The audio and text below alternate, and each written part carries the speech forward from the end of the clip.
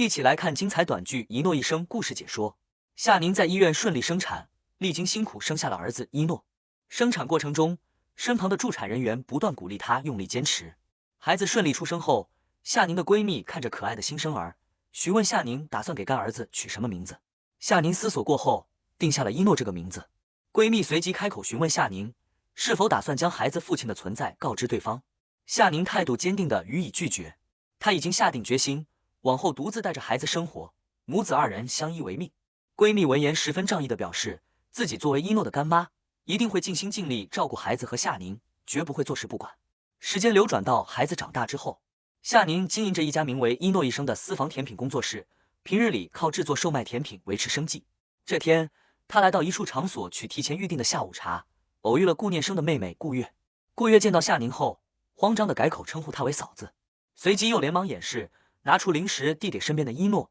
叮嘱一诺少吃一点，避免影响后续吃晚饭。顾月看着一诺的模样，忍不住感慨，孩子的眉眼五官简直和哥哥顾念生长得一模一样。顾月紧接着询问一诺，今天放学为何没有按时回家？家中的老陈告知他，并不是在校门口接到的孩子。一诺如实告诉顾月，自己放学之后先陪朋友去买了东西，所以耽搁了时间，回来的晚了些。顾月没有继续追问，只是温柔的让孩子先吃饭。用餐过程中，一诺突然好奇地询问顾月，当初顾月的哥哥顾念生和夏宁为何会离婚？顾月听到这个问题，心中瞬间有了盘算。他暗自提醒自己，在没有彻底确认一诺是否是顾念生的孩子之前，绝对不能暴露夏宁和一诺的相关情况，不能让任何人察觉到异常。就在这时，顾家的佣人前来通报，告知顾月林薇已经登门拜访。林薇来到顾家后，主动和顾念生搭话，称自己今天特意去盛乐集团找他，却得知顾念生早早便下班了。顾念生神色平淡地询问林薇前来的目的，林薇笑着调侃，猜测是不是顾月在学校惹了麻烦，导致顾念生提前下班去处理。随后林薇拿出一张请柬，告知顾念生，这周末是自己父亲的生日，特意邀请顾念生和顾月兄妹二人赴宴。顾念生接过请柬，应允会准时出席。林薇离开后，顾月看着他的背影满心不满，在心里暗自吐槽，林薇自从得知哥哥顾念生离婚之后，就隔三差五找各种借口接近骚扰顾念生，行为十分刻意。林薇临走前还特意叮嘱顾月周末也要去参加生日宴，顾月直接回绝，称自己周末有事无法到场。顾月内心暗自庆幸，自己不去刚好能给林薇和哥哥创造单独相处的机会，不用再像以前一样时时刻刻跟在顾念生身边，被林薇当成碍事的跟屁虫。顾月回想起白天见到一诺的场景，懊恼自己当时只顾着惊讶，没能及时向夏宁打探实情。他很快想到一个办法，只要弄清楚一诺的真实年龄，往前倒推时间，就能确认这个孩子到底是不是哥哥顾念生的亲生骨肉。打定主意后，顾月打算先用贵重礼物拉近和一诺的关系，再慢慢从孩子口中套出真相。他自认这个办法十分稳妥。随后，顾月带着精致贵重的礼物来看望一诺。一诺看着礼物满心欢喜。夏宁见到过于贵重的礼物，连忙开口婉拒，告诉一诺不能随意收下，还向顾月表示礼物太过贵重。顾月却毫不在意，直言这是给自己侄儿买的礼物，不能用价格来衡量，还转头向夏宁试探打趣。夏宁立刻严肃纠正顾月的说法，强调一诺和他的哥哥顾念生没有任何关系。顾月抓住夏宁的画柄，调侃夏宁太过着急，自己从未说过一诺是顾念生的孩子，是夏宁自己下意识招供了。趁着氛围缓和，顾月小心翼翼地向夏宁询问起当年两人离婚的过往。夏宁平复心绪，缓缓道出了自己和顾念生的过往经历。夏宁透露，自己是顾家曾经资助的贫困学生，大学毕业后便进入顾家旗下的盛乐集团工作。因为工作能力出众，他得到了顾老夫人的赏识。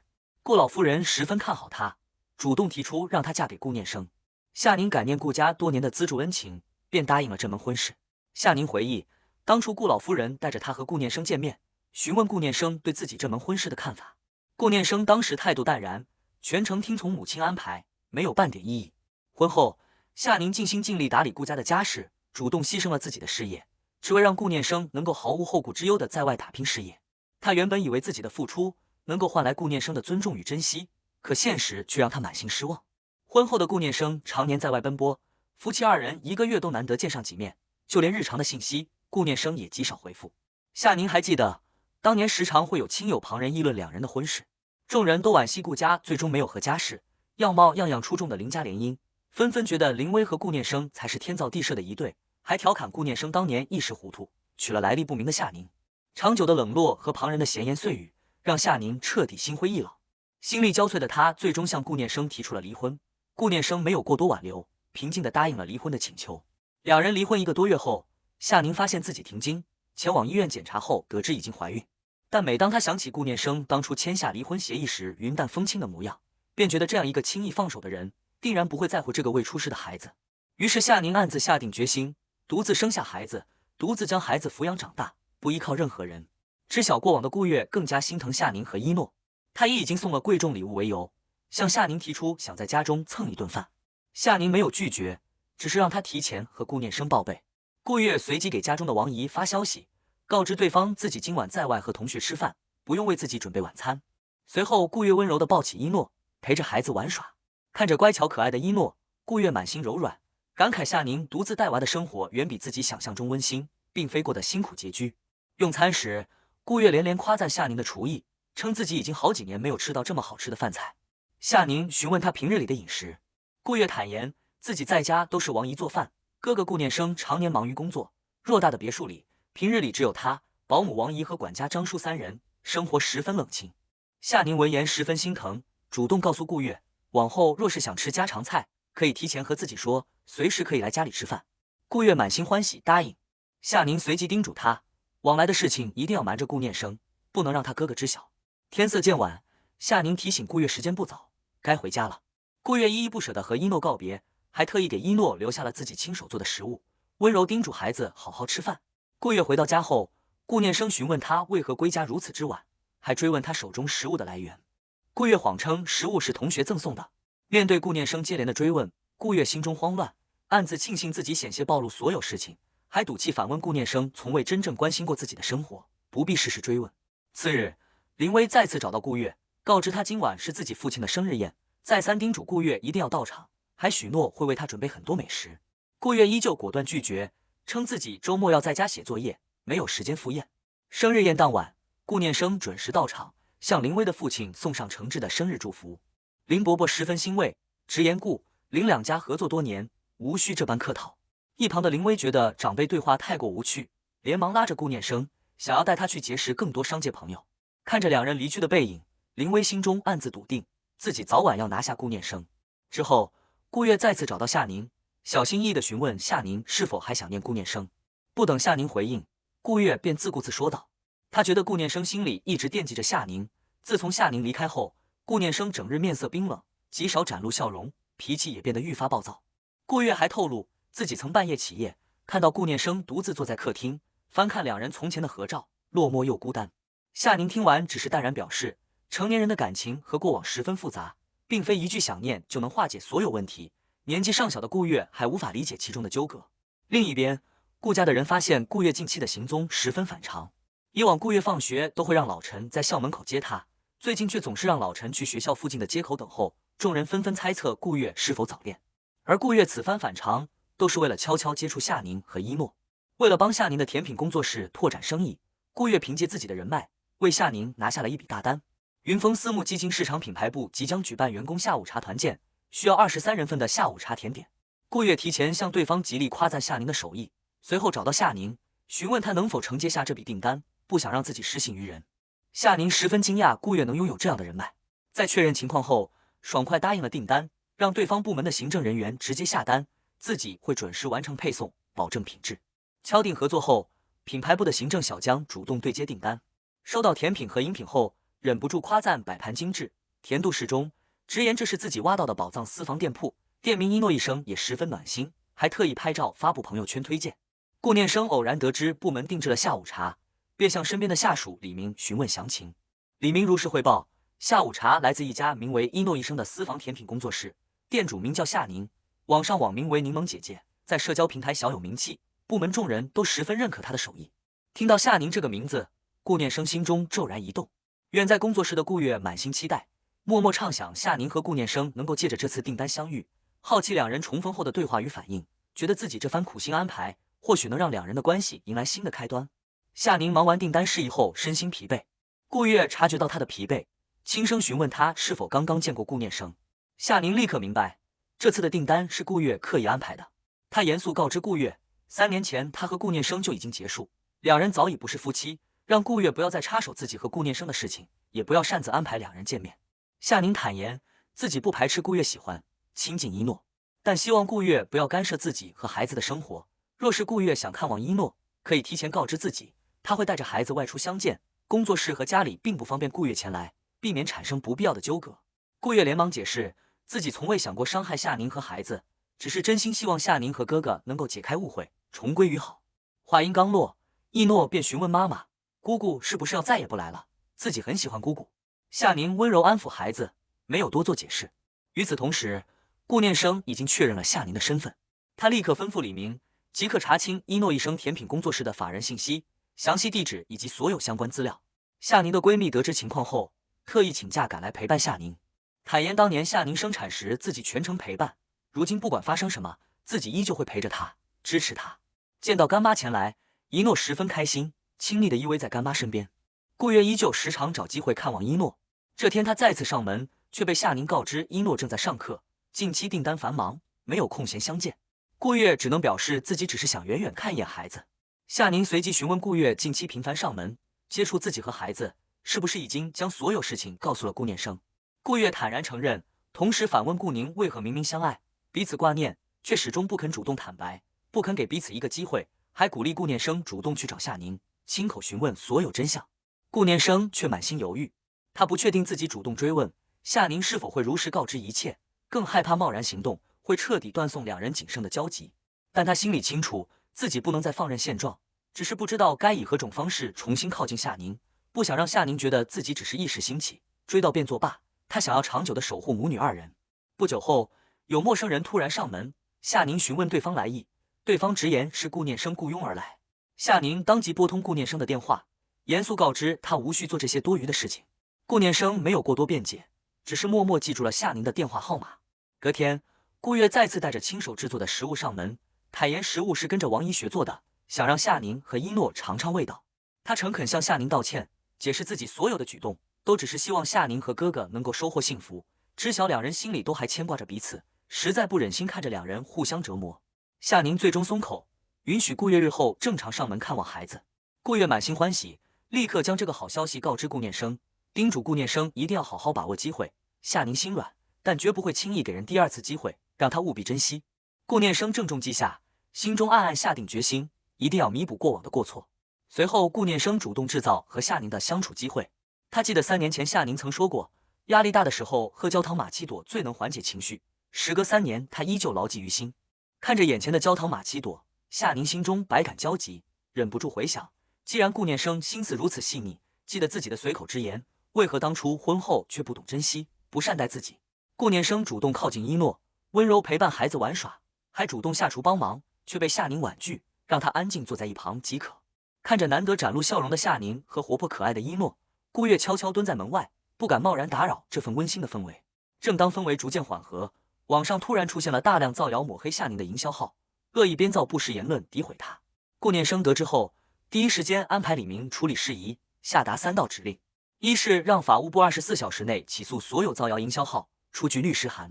二是彻查造谣帖子源头，揪出幕后操盘之人；三是安排专业清洁公司将夏宁的工作室彻底恢复原样。经过调查，所有造谣抹黑的幕后之人正是林薇，所有花销和操作都出自他的私人账户。顾念生当即放话，若是林薇再有一次恶意针对夏宁的行为，顾氏将全面撤资林家在北城的所有合作项目，彻底终止双方所有合作。面对顾念生强硬的护妻举动，夏宁心生隔阂。他告知顾念生，自己的事情可以独自解决，不需要他用顾氏集团的权势擅自替自己做决定。顾念生闻言，第一次认真向夏宁道歉，坦言自己早已习惯用商业手段解决所有问题，忽略了尊重夏宁的想法，没有提前询问他的意愿。氛围缓和后，顾念生将亲手做好的食物递给夏宁。此时，一诺突然提起自己的生日即将到来，想要大大的蛋糕、气球，还小心翼翼地询问顾念生能否前来参加自己的生日会。顾念生立刻应允，满心温柔地答应孩子的请求。一诺更是天真地表示，自己希望顾念生能成为自己的爸爸。就在温情时刻，林薇突然不请自来，假意探望，实则暗藏心机。他故意制造肢体冲突，假装被夏宁推倒，想要以此抹黑夏宁。